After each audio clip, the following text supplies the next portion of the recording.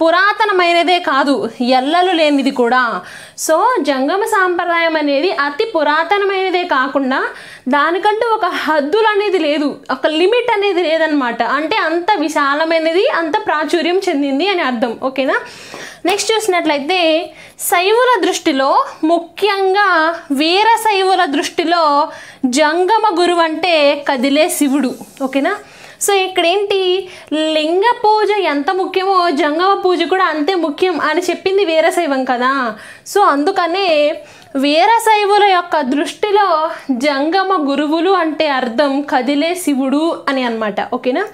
Next చూసినట్లయితే జంగమ గురు పూజ ఒక పవిత్ర కార్యక్రమం.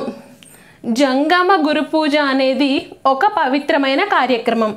అదేవిధంగా ఈనాటికి నేటి వీరశైవ లింగాయతులకు వీరే పురోహితులు. సో చూడండి, ప్రస్తుతం కూడా ఉన్నటువంటి వీరశైవ లింగాయతులకు ఎవరు పురోహితులు అంటే జంగమ గురువులే పురోహితులు. ఓకేనా.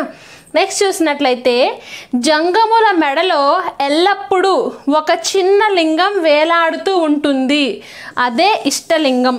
ఓకేనా. వాళ్ళ మెడలో ఎప్పుడు వేలాడుతూ ఉండేటువంటి లింగం అనేది ఒకటి ఉంటుంది. సో దానినే ఇష్టలింగం అని అంటారు. ఓకేనా. నెక్స్ట్ మనం చూసినట్లయితే ఇష్టలింగ ధారణ చేసి శివుణ్ణి నిర్గుణోపాసన చేస్తూ శివధర్మాన్ని ప్రచారం చేసే శివయోగులే జంగములు. జంగములు అంటే ఎవరు అంటే ఇష్టలింగ ధారణ అంటే మెడలో ఒక శివలింగాన్ని ధరించి ఉండి శివుణ్ణి నిర్గుణోపాసన చేస్తూ అదేవిధంగా శివ ధర్మాన్ని ప్రచారం చేసేటటువంటి శివయోగులే జంగములు. ఓకేనా. నెక్స్ట్ చూసినట్లయితే నేటి కాలంలో అయితే జంగములు అంటే, సో అంతకుముందు జంగములు అంటే అది అర్థం ఏంటి, మెడలో ఒక ఇష్టలింగాన్ని ధారణ చేసి శివుణ్ణి నిర్గుణోపాసన చేస్తూ శివధర్మాన్ని ప్రచారం చేసే శివయోగులు జంగములు. కానీ ప్రస్తుతం ఈ జంగములు అనే పదానికి అర్థం ఎలా మారిపోయింది అంటే గంగిరెద్దులను ఆడించే వాళ్ళు, అదేవిధంగా బుడబుక్కల వాళ్ళు అని అనుకుంటున్నారనమాట ప్రస్తుతం జంగములు అంటే.